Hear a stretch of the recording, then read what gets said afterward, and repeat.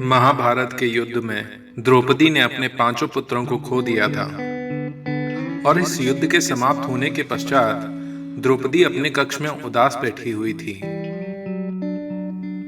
द्रौपदी उस घटना को सोचकर उदास थी जब भरी सभा में दुशासन द्रौपदी का चीर हरण कर रहा था। तभी वहां भगवान कृष्ण आते हैं और पूछते हैं, सखी द्रौपदी, तुम उदास क्यों बैठी हो?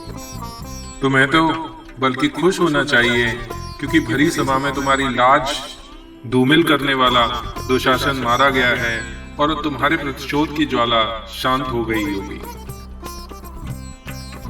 इसके बाद द्रौपदी ने श्री कृष्ण से पूछा, हे गोविंद, आप तो अंतर्यामी हैं, सब जानते हैं। मैं ये सोचकर उदास हूँ कि जब दुशासन मेरा चीरहरण करने के लिए मेरी ओर बढ़ रहा था, उस वक्त आपने आगे आकर दुशासन को रोका क्यों नहीं? अगर आप चाहते तो वो मुझे हाथ भी नहीं लगा सकता था। जब दुशासन मेरे केश पकड़कर मुझे पूरी सभा में चीरहरण के लिए ले जा रहा था, उस वक्त आपने उसे रोका क्यों नहीं? अगर आप उसी वक्त दुशासन को रोक देते तो इतना बड़ा महाभारत जैसा विनाशक युद्ध कभी नहीं होता। मुझे इसका उत्तर दीजिए भगवान।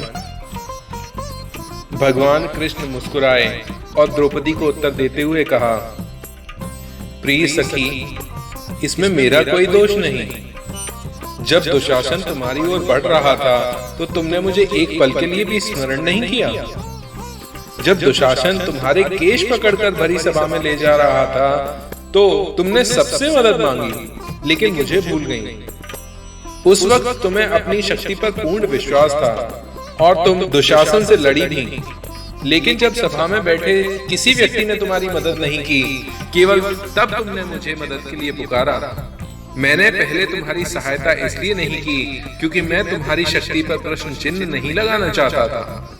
अक्सर मेरे भक्त समझते हैं कि मैं बैकुंठ या द्वारका में ही निवास करता हूँ, लेकिन नहीं, ऐसा बिल्कुल नहीं है।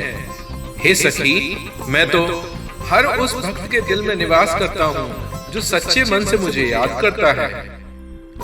जब दुशासन तुम्हारा चीरहरण करने के लिए तुम्हारी ओर बढ़ रहा था, अगर तुम मुझे उस वक्त केवल एक बार भी पुकारती तो मैं हस्तक्षेप जरूर करता और ये बिल्कुल न होने देता।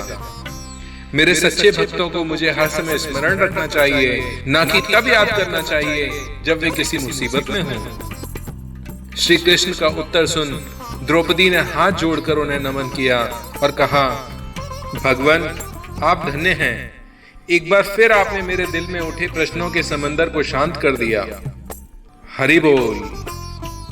नमस्कार, हमें उम्मीद है ये वीडियो आपको पसंद आया होगा और इस वीडियो के पसंद आने पर लाइक, शेयर एंड सब्सक्राइब करना ना भूलें।